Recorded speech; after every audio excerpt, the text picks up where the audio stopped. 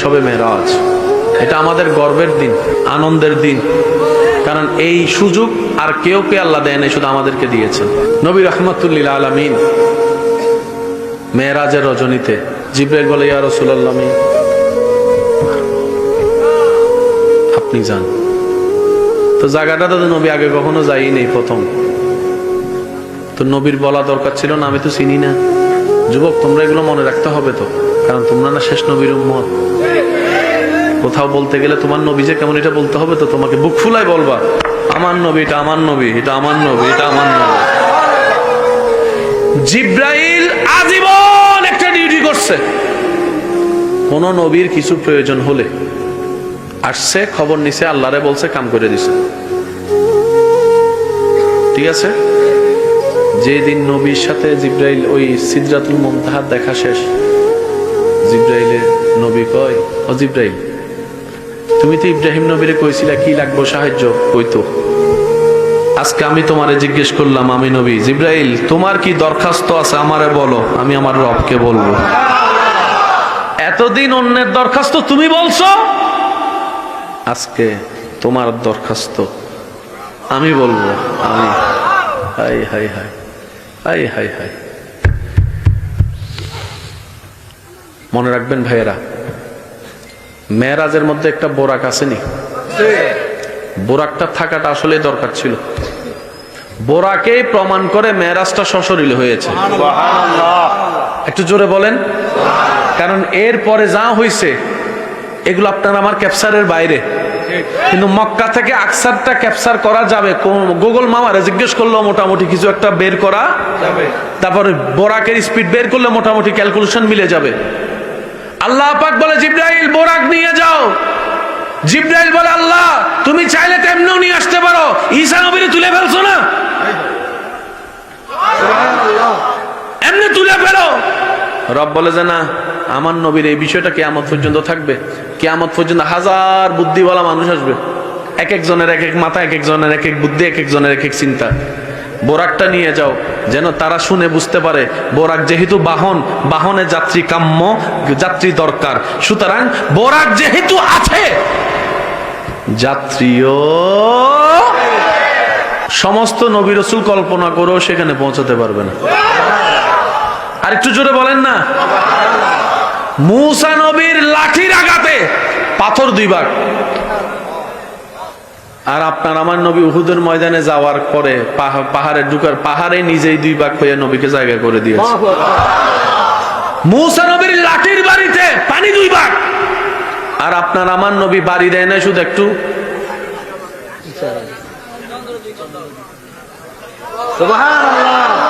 আরেকটু জোরে বলেন, আরেকটু জোরে বলেন। হযরত সুলাইমান আলাইহিস সালাম ভ্রমণ করেছেন বিমানের মতো। আপনার আমার নবীকে আল্লাহ তাআলা ভ্রমণ করেছেন প্রথম, দ্বিতীয়, প্রথম ভ্রমণ। সুবহানাল্লাযী আসরা বিআবদিহি লাইলাম মিনাল মসজিদিল হারামি ইলাল মসজিদিল আকসা সুম্মা দানা ফাতাদাল্লাহ।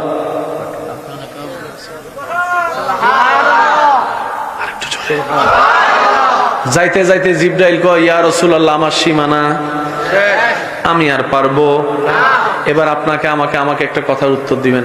যেখানে কেউ চিনে সেখানে যদি আপনি যেতে চান, তাকে নিয়েই তো যাবেন, কারণ পথ তো আপনি আমি চিনি। যেমন আজকে আসার সময় পথ চিনি না বলে অন্যদিকে ঢুকে গেছি গা, তখন মানুষ কিছু মেহমান আমার ভাইয়েরা বলতেছেন, কয় ভাইয়া রাস্তা এটা না, ফালাইয়েছেন ওইটা।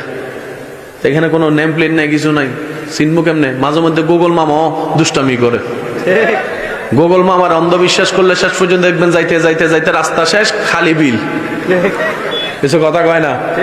আবার মাঝে মধ্যে যদি গুগল মামার মাথা একটু নষ্ট হয়, যাইতে যাইতে ভাইবেন সামনে একটা ব্রিজ ছাড়া খাল, তুই নিজে ব্রিজ বানা, তারপরে তুই যা, সবকে আমরা বানাই দিবনি।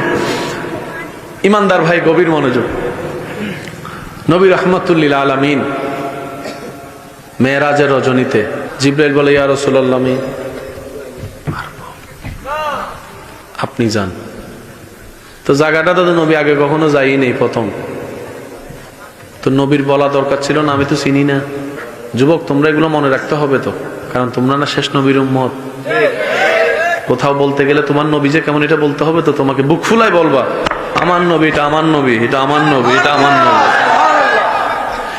জিব্রাইল আজীবন একটা ডিউটি করছে, কোন নবীর কিছু প্রয়োজন হলে আসছে, খবর নিছে, আল্লাহরে বলছে, কাম করে দিছে। ঠিক আছে? যেদিন নবীর সাথে জিব্রাইল ওই সিদরাতুল মুনতাহার দেখা শেষ, জিব্রাইলে নবী কয়, ও জিব্রাইল, তুমি তো ইব্রাহিম নবীরে কইছিলা কি লাগবো সাহায্য, কইতো। আজকে আমি তোমারে জিজ্ঞেস করলাম, আমি নবী, জিব্রাইল তোমার কি দরখাস্ত আছে আমারে বলো, আমি আমার রবকে বলবো। এতদিন অন্যের দরখাস্ত তুমি বলছো, আজকে তোমার দরখাস্ত আমি বলবো। আমি high high high high high high.